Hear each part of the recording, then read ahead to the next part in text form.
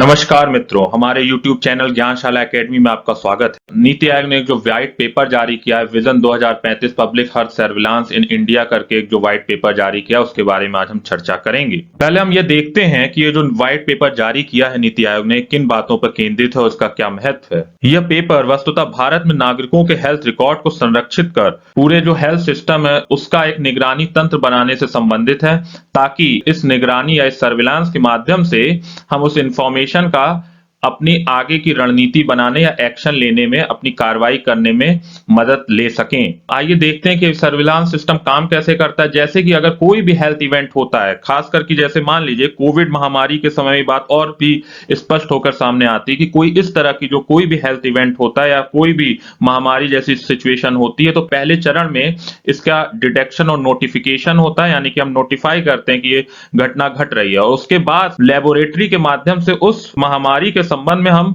जानकारी इकट्ठी करने का प्रयास करते हैं। उसके बाद उस जानकारी को हम कलेक्ट करते हैं, एक स्टोरेज के रूप में उस जानकारी को हम कलेक्ट करते हैं और उसकी एनालिसिस करते हैं, और उसके आधार पर हम कोई भी उस एनालिसिस को व्यापक पैमाने पर डिसेमिनेट करने के बाद हम उस पर कोई भी एक्शन लेने की स्थिति में होते हैं। यानी कि पूरा तंत्र इस तरह से काम करता है, जहां पर किसी एक इवेंट के घटने के बाद कैसे प्रभावशाली एक्शन को लिया जा सके उस पर यह आधारित होता है, या इस तरह से यह काम करता है कि एक प्रभावशाली एक्शन लिया जा सके ऐसी विपरीत परिस्थितियों में। तो इस प्रकार के सिस्टम के डेवलप करने से होगा क्या कि citizen friendly public health system का डेवलपमेंट होगा भारत में, जहां पे सारे स्टेक होल्डर इन्वॉल्व होंगे, चाहे वो इंडिविजुअल हो, चाहे वो कम्युनिटी हो, चाहे हेल्थ केयर फैसिलिटीज या लेबोरेटरीज हो, ताकि एक रेजिलिएंट और सशक्त हेल्थ सिस्टम भारत में क्रिएट किया जा सके। हाँ, और इस सारे प्रोसेस में इंडिविजुअल प्राइवेसी का विशेष ध्यान रखने की बात कही गई है, और साथ में इस व्हाइट पेपर में जो महत्वपूर्ण बात कही गई है वो ये है कि जो सारी प्रक्रिया घटित की जाएगी वो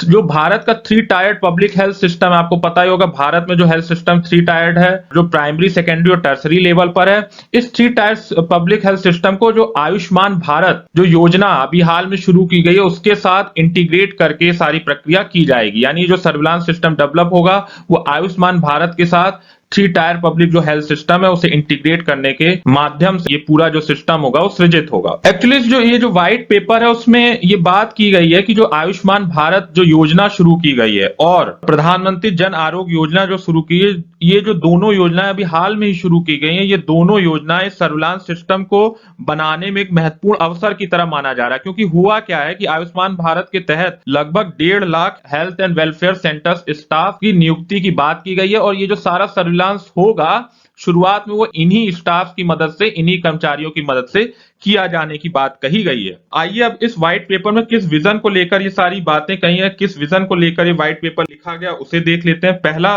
विजन कह रहा है कि ऐसा हेल्थ सिस्टम बनाना जो प्रिडिक्टिव और रेस्पॉन्सिव हो, यानी कि किसी महामारी आने अथवा सामान्य स्थितियों में भी पूर्वानुमान पर आधारित बेहतर रेस्पॉन्स करने में सक्षम एक हेल्थ सिस्टम बनाने की बात कहता है। यानी कि इस विजन को लेकर चलता है। साथ ही ये केंद्र और राज्य के मध्य एक बेहतर डाटा शेयरिंग मैकेनिज्म की बात करता है, क्योंकि आपको पता ही होगा कि स्वास्थ्य का जो विषय है वो स्टेट का विषय होता है, लेकिन महामारी जैसी स्थितियों में निपटने के लिए सेंटर को भी उसमें अपनी भूमिका निभानी पड़ती है। तो ऐसी स्थिति में दोनों के बीच में डाटा शेयरिंग एक महत्वपूर्ण भूमिका निभाएगा, और इसके लिए एक मैकेनिज्म को बनाने की बात ये विजन पेपर करता है। साथ ही भारत को इस क्षेत्र में रीजनल और ग्लोबल लीडरशिप की भूमिका में भी ये देखना चाहता है। ये जो दक्षिण एशिया है या फिर दक्षिण पूर्व एशिया है, यहाँ पर भारत एक रीजनल और ग्लोबल लीडरशिप की भूमिका में ऐसे में आ सकता है अगर ये बेहतर एक नेटवर्क तैयार करे सर्विलांस का, ताकि दूसरे देशों को ऐसी महामारी के समय में ये बेहतर नेतृत्व प्रदान कर सकेगा अगर भारत खुद इसे करने में सक्षम होगा। अगला जो महत्वपूर्ण पॉइंट है वो ये है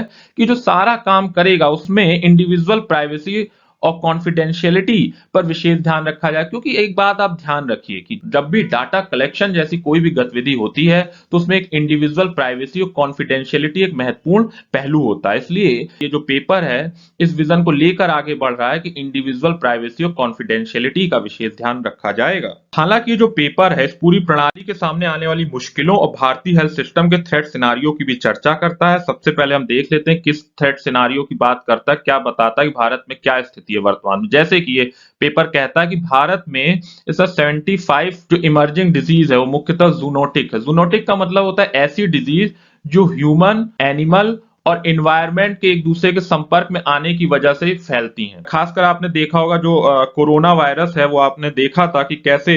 माना ये जा रहा है कि वो चाइना की एक मांस मंडी से जो जानवर काटे जा रहे थे वहां से किस प्रकार से फैला था। तो आप देख रहे हैं कि आजकल जो ज्यादातर बीमारियां हो रही हैं, इस खासकर महामारी की हम बात करें तो प्राय वो जानवरों के माध्यम से ही ह्यूमन में आ रहा है। तो यही ये पेपर भी कह रहा है कि जो 75 इमर्जिंग जो डिजीज है वो जूनोटिक है। इसके अलावा ये पेपर ये कहता है जो नॉन कम्युनिकेबल डिसीज है उसकी वजह से, इस पे बहुत ज्यादा ये पेपर ध्यान केंद्रित करता है नॉन कम्युनिकेबल डिसीजेस पे, और इसका मानना है कि जो 61% मोर्टेलिटी है और 55% जो डिसेबिलिटी है इसकी वजह से, इन डिजीजेस की वजह से हो रही है। इसलिए इन पर, नॉन कम्युनिकेबल डिजीज है, इन पर ध्यान देना बहुत जरूरी है। और आप जानते ही होंगे कि नॉन कम्युनिकेबल डिजीज क्या होती हैं,